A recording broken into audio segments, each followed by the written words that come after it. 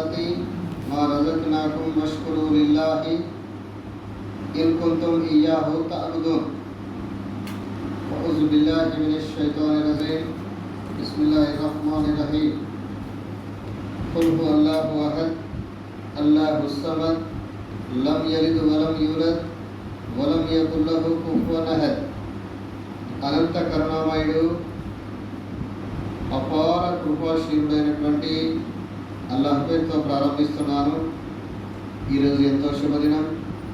అల్హమ్దులిల్లాహ్, అల్లాహ్ దయ వల్ల మనమంతా జుమా ఖుత్బా వినేటువంటి చెప్పేటువంటి భాగ్యాన్ని కలుగజేసిన దైవానికి కృతజ్ఞతలు తెలిపే వారిలో మనం ఉన్నాం.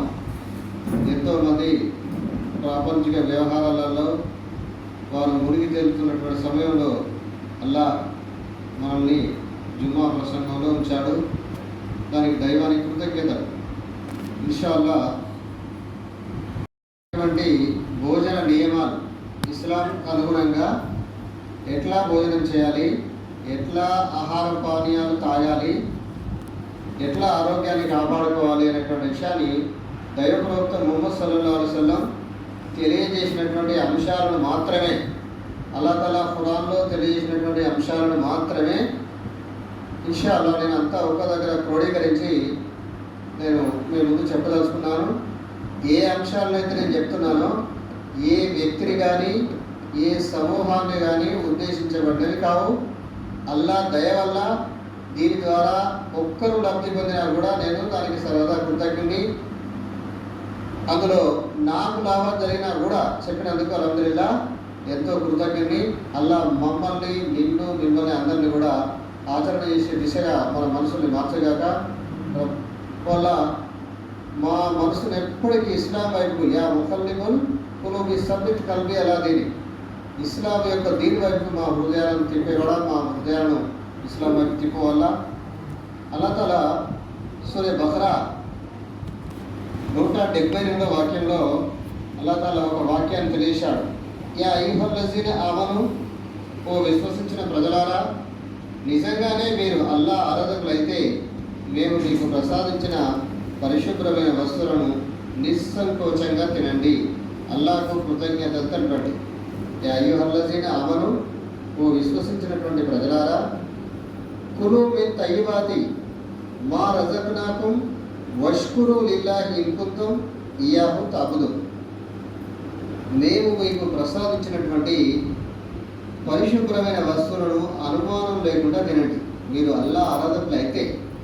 ఇది కేవలం ప్రపంచ ప్రజలను ఉద్దేశించి కాదు, కేవలం విశ్వసించినటువంటి మనలాంటి ఒకే దైవాన్ని, అల్లాహ్ ఒకే దైవం అనేటువంటి ఎవరైతే నమ్ముతారో, దాసులు ఉంటారో, నమాజ్దారులు ఉంటారో, విశ్వాసులు ఉంటారో వాళ్ళ గురించి చెప్తున్నాడు. ఓ విశ్వాసులారా, మీరు ఏం చేయండి అంటే, ఒకవేళ నిజంగా మీరు అల్లాహ్ ఆరాధకులం, అల్లాహ్ దేవుని మొత్తం ఒకే దైవాన్ని ఆరాధిస్తాం మీరు అంటారు కదా, అట్లాంటి వాళ్ళు అయితే మీరు ఏం చేయాలి, మేము ఏదైతే మీకు ప్రసాదించామో అలాంటి దానిలో భూమి మీద ఎన్నో ఉన్నాయి, హరాలు ఉన్నాయి, హలాలు ఉన్నాయి. అందులో ప్రసాదించినటువంటి వాటిలో పరిశుభ్రమైన వస్తువులను మాత్రమే నిస్సంకోచంగా తినండి. తిన్న తర్వాత అల్లాహ్కు కృతజ్ఞత తెలియజేయండి. ఎప్పుడైతే మీరు భోజిస్తారో, తింటారో అల్హమ్దులిల్లాహ్ అనండి. ఎందుకంటే అల్లాహ్ మళ్ళీ ఇస్తాడు. అల్హమ్దులిల్లాహ్ అంటే అల్హమ్దులిల్లాహ్ ఎవరైతే అంటారో అల్లాహ్ తఆలా మళ్ళీ ఇస్తాడు, సంతోషపడతాడు. నా దాసుడు నేను ఇచ్చినటువంటి ఆహారాన్ని తిని నన్ను గుర్తు చేస్తున్నాడని అల్లాహ్ తఆలా ఇంకా ఇస్తాడు. మనం తిని కృతజ్ఞత తెలపకపోతే దానికి ఎగ్జాంపుల్ ఏంటంటే, ఉదాహరణకు ఇక్కడి నుంచి మనల్ని ఎవరైనా సైకిల్ ఎక్కించుకొని పోతే, మనం బండి ఎక్కించుకొని పోతే, లేదా పెన్ ఇచ్చి లేదా ఏదైనా మాట సహాయం చేస్తే మనం చేస్తాం, థ్యాంక్ యూ సార్ అంటాం. ఏమనుకుంటున్నాం, అరే కనీసం సైకిల్ ఎక్కించుకొని పోతే, బండి ఎక్కించుకొని పోతే కృతజ్ఞతలు తెలుపుతాడని మనం ఏం చేస్తాం, పరిచయం ఉన్నా పరిచయం లేకున్నా థ్యాంక్ యూ బై, జజాకుల్లా బై అని చెప్తాం. మరి విశ్వ ప్రభు సృష్టించినటువంటి సృష్టికర్త మనకు ఉపాధినిచ్చి పరిశుభ్రమైన వస్తువులు ఇస్తే తిని మనం కృతజ్ఞత తెలపకపోతే మనం అల్లాహ్ తఆలా మనల్ని మెచ్చుకోడు, ఇష్టపడడు. ఎవరైతే తిని అల్హమ్దులిల్లాహ్ అంటారో వారి గత పాపాలను క్షమించి వేయబడితే అని ఒక హదీస్లో వచ్చింది. అందుకే తిన్న తర్వాత తప్పకుండా దువా చదవాలి, కనీసం అల్హమ్దులిల్లాహ్ అల్హమ్దులిల్లా అని అన్నారు. ఈ మొదటి విషయం. ఫస్ట్ విషయం ఏంటంటే, విశ్వసించిన ప్రజలారా, మీరు అల్లా ఆరాధకులు అయితే మీరు మేము ప్రసాదించినటువంటి హలాల్ ధర్మ సంబంధమైనటువంటి వస్తువులను తినండి. తిన్న తర్వాత మీరు అల్హమ్దులిల్లా అనండి. అమ్రు బిన్ సలామా రజియల్లాహు తఆలా తెలియజేస్తున్నారు, మీరు తినేటప్పుడు బిస్మిల్లా అని తినండి. ఏ వస్తువు అయినా తినేటప్పుడు ఏమని తినాలి? బిస్మిల్లా అని. బిస్మిల్లా అంటే అల్లా పేరుతోనే నేను తింటున్నాను అని తినాలి. రెండవ విషయం ఏంటంటే, కుడి చేతితో తినాలి. ఎడమ చేతితో తినేది లేదు, కుడి చేతితోనే తినాలి. మూడవది, కంచంలో నీకు దగ్గరగా ఉన్న పదార్థాన్ని మాత్రమే తినాలి. ప్లేట్ పెట్టుకున్న తర్వాత మన ముందున్న భాగం నుంచే తినడం స్టార్ట్ చేయాలి. ఇది బుఖారీ ముస్లిం హదీస్. అదే పద్ధతి. బిస్మిల్లా తినాలి, కుడి చేతితో తినాలి, కంచంలో దగ్గర ఉన్నటువంటి ఆహార పదార్థాలు తినాలి.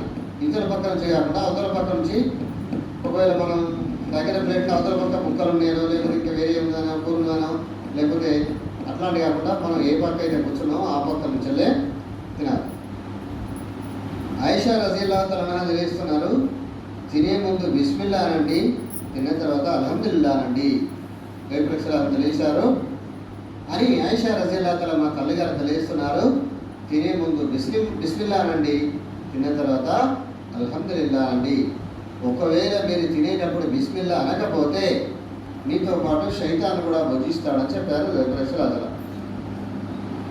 మనం తినేటప్పుడు బిస్మిల్లా అనే అనుకో, వెంటనే శైతాన్ వస్తుంది, వాడు మొదలు పెడతాడు, ఇక తింటాడు. ఎంత తిన్నా సరిపోదు మనకి. ఒకవేళ మనకు మధ్యలో గుర్తొచ్చింది, శైతాన్ ఏం చేశాడు? మనిషి తప్పించడానికి ప్రయత్నం చేస్తాడు. ఇంట్లోకి వచ్చినప్పుడు సలాం చెప్పి రావాలి. శైతాన్ ఏం చేస్తాడు? సలాం చెప్పకుండా చేస్తాడు, మరిపిస్తాడు. మనం ఏం చేస్తాం? సలాం లేకుండా వాటిగా చేస్తాం.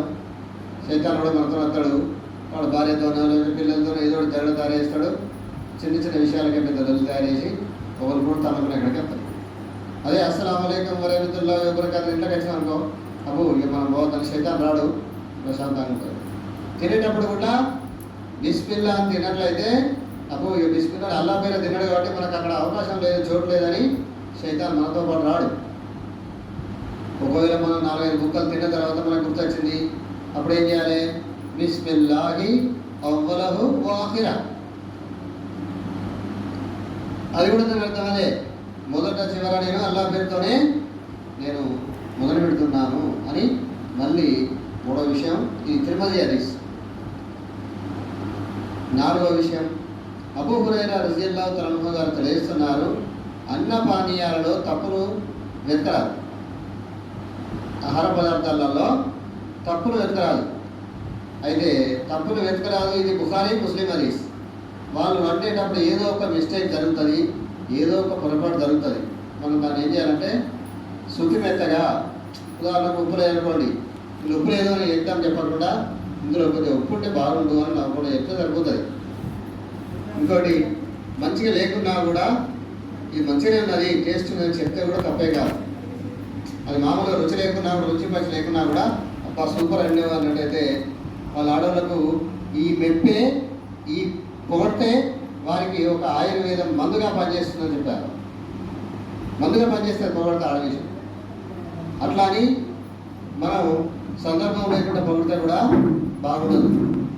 మొన్న ఇదే విషయం మీద ఒక మనిషి ఇంగ్లీష్లో ఇంటర్నేషనల్ స్థాయిలో, అంతర్జాతీయ స్థాయిలో ఈ విషయం చెప్పాడు. ఏ విషయం అంటే, ఒక మనిషి వంట వండాక తిన్నాక ఇంటికి పోయినాక మిమ్మల్ని మీ భార్యని పొగడాలని అని చెప్పాడు.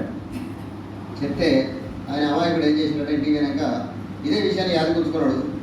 సమయం సందర్భంలో ఇంటికి పోయినాక ఆయన పక్షాలు చేసిందట, పోసింది. వస్తే పొగుడుతోనే అబ్బా ఎంత మంచిగా ఉన్నది పక్షాలు అన్నాడట. ఆమె ఏం చేసిందట, నేను 25 సంవత్సరాల బట్టి కూర అనేది ఒక్కనాడు మెచ్చుకోలేదు, ఇవాళ పక్కింటి ఆయన దగ్గర అడకస్తే మంచిగా ఉందంట అని మీద పోసిందట అన్నట్టు. ఇంటర్నేషనల్ స్థాయిలో మనకు కూడా తెలిసిన విషయం, కానీ అంతర్జాతీయ స్థాయిలో ఇంగ్లీష్లో చెప్పిండు కొనసాగు ఈ విషయం. అంటే పొగడితో సందర్భం లేకుండా చూసి మీరు పొగడండి మనం వాళ్ళకు మంచిగా ఉందని చెప్పి ఇంకా మంచిగా అడుగుతారు. అంతే తప్ప దీని ఉద్దేశం అది. అయిన విషయం అనస్ రజియల్లాహు తఆలా గారు తెలియజేస్తున్నారు, తిని తాగిన తర్వాత కృతజ్ఞత తెలిపిన వ్యక్తిని అల్లాహ్ అమితంగా ప్రేమిస్తాడు. ఇది నా సొంత విషయం కాదండి, నేను హదీసులన్నీ క్రోడీకరించి పొందుపరచరాశాను. ఇందులో ఒక్కటి కూడా నా సొంత విషయం కాదు. అనస్ రజియల్లాహు అన్హు గారు తెలియజేస్తున్నారు, తిని తాగిన తర్వాత, ఆహార పదార్థాలు తిన్న తర్వాత, నీరు మిగతా త్రాగే పదార్థాలు త్రాగిన తర్వాత మీరు అల్హమ్దులిల్లాహ్ అని చెప్పినట్లయితే అల్లాహ్ మిమ్మల్ని ప్రేమిస్తాడు, మీ పాపాలన్నీ క్షమించేస్తాడు. ఇది ముస్లిం హదీస్. ఆరో విషయం, తిన్న తర్వాత మీ వేళ్ళని నాపుకోండి. ఇది సైంటిఫిక్ కూడా దానికి రీజన్ ఉందని చెప్పారు డాక్టర్లు. మనకు నామోషి అనిపిస్తుంది వేలు నాపుకోవడానికి. ఇందులో రీజన్ ఏంటంటే, మనం అన్నం తిన్న కారణం ఏంటంటే, అన్నం తినేటప్పుడు ఎంగిల్ చేతును అన్నంలో పెట్టేయాలి. మనం గడ్డతో మాత్రం వేసుకోమంటారు. ఈ ఎంగిల్ చేతులు అలా పెట్టనీరు. ఎందుకు పెట్టారంటే, పెడితే అన్నం ఖరాబ్ అవుతుందని వాళ్ళ ఉద్దేశం. ఎందుకు, మనం ఒకసారి తిన్న తర్వాత ఆ చేతికి కొన్ని క్రిములు వస్తాయి. ఆ క్రిములు ఏం చేస్తాయంటే, మనకు అన్నాన్ని అరిగించే క్రిములు ఉంటాయి దానికి. అవి ఏం చేస్తాయంటే, అన్నాన్ని కనుక మనం మంచి అన్నాన్ని కొట్టుకుంటే రేపు ఖరాబ్ అయ్యే అన్నం ఇవాళ ఖరాబ్ అవుతుంది.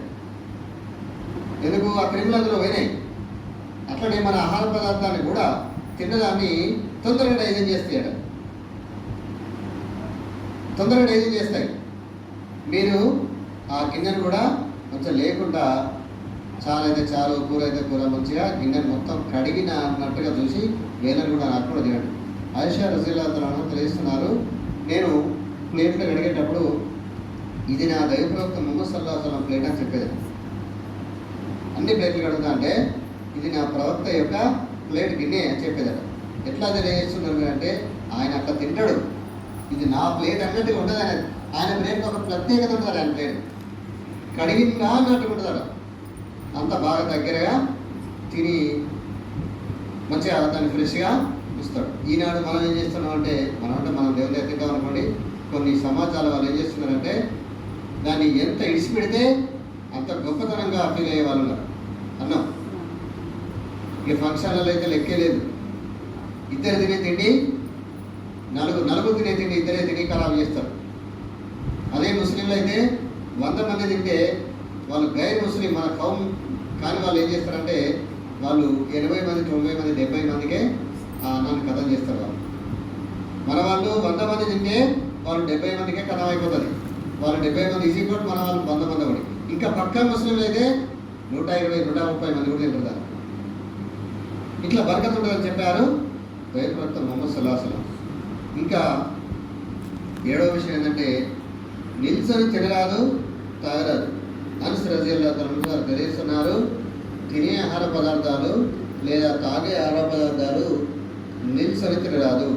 కూర్చొని తినండి, కూర్చొని తాగండి, బిస్మిల్లా అనండి, కుడి చేతితో తినండి, తిన్న తర్వాత అల్హమ్దులిల్లాహ్ అనండి. ఇంకా తాగే పదార్థాలు అయితే 3 శ్వాసల్లో తాగండి. తిరుమతి హదీస్. నీళ్ళని ఒకేసారి గుట్టుకొని ఎక్కం తాగకుండా బిస్మిల్లా అని తాగి కొద్దిసేపు తాగిన తర్వాత ఆ చెంబులు కానీ గ్లాసులు కానీ మీరు బయటికి తీయండి. తీసి శ్వాస అందులో తీయకుండా మళ్ళీ శ్వాస తీసుకొని మళ్ళీ తాగండి. ఇందులో ఒక సైంటిఫిక్ రీజన్ ఉన్నదండి. ఏంటంటే, మన ఉచ్ఛ్వాస నిశ్వాసలు, అంటే మనం తీసుకునే గాలి ఉచ్ఛ్వాస, మనం విడిచేటువంటి గాలి నిశ్వాస. ఈ శ్వాస ఆ ముక్కు నుంచి వచ్చేటువంటి శ్వాస ఏంటంటే కార్బన్ డైఆక్సైడ్, శరీరానికి హాని చేసేటువంటి పదార్థాలు ఉంటాయి అందులో. మనం తీసుకుంటప్పుడు మంచి గాలి తీసుకుంటాం, ఆక్సిజన్ వదిలిపెట్టేటప్పుడు కార్బన్ డైఆక్సైడ్ చెడ్డ గాలి విడిచిపెడతాం. ఆ గాలి గ్లాసులో పోయినట్లయితే ఆ గ్లాసులో నీళ్ళు మరీ నోట్లోకి పోతాయి. తద్వారా మీకు అనారోగ్యం వస్తున్న ఉద్దేశంతో దైవరక్షణాసనం ఏ యూనివర్సిటీలో చెప్తారండి, ఏ డాక్టరే చెప్తారండి ఈ విషయం. ఏ యూనివర్సిటీలో కానీ ఏ డాక్టర్ కానీ ఇంత క్లియర్గా చెప్పలేదు. ఇంత క్లియర్గా ఏ ఎంబీబీఎస్ డాక్టర్ కానీ ఎంపీ డాక్టర్ కానీ వాళ్ళ చదువులో లేదో కానీ ఈ విషయాన్ని దీని తర్వాత వాళ్ళు చెప్తున్నారు. ఇప్పుడు ఈ విషయం తెలిసిన తర్వాత వాళ్ళు చెప్తున్నారు. ఈ విషయాన్ని 1400 సంవత్సరాల క్రితమే అప్పుడు డాక్టర్ అనడం లేడు, ఈ ఎండీ జేమ్స్ లేదు, ఈ ఎండీ లేదు, తినే విధానాన్ని మనకు ఎంతో కల్మషం లేకుండా నోట్లో ఒలిచిపెట్టినట్టుగా చెప్పారు. మన ఆరోగ్యాన్ని కాపాడుకునే సూత్రాలు ఇస్లాంలో ఉన్నాయి. ఇట్లాంటి విధానం కనుక తిన్నట్లయితే అల్లాహ్ తఆలా ఈ హార్ట్ అటాక్లు, ఈ బీపీలు, ఈ షుగర్లు, ఈ థైరాయిడ్, ఈ పొట్ట, ఇవన్నీ కూడా ఇలాంటి రోగాలు రాకుండా ఉంటాయని దైవప్రవక్త ముహమ్మద్ సల్లల్లాహు అలైహి వసల్లం గారు, మీరు అన్నం అరిగిన తర్వాతనే తినండి, నీళ్లు దాహం వేసినప్పుడే తాగండి అని ఇట్లాంటి విషయాలు, అది అరగకముందే మళ్ళీ తినకండి అని ఇట్లాంటి విషయాలన్నీ చెప్పారు. ఇంకా దైవప్రవక్త సల్లల్లాహు అలైహి వసల్లం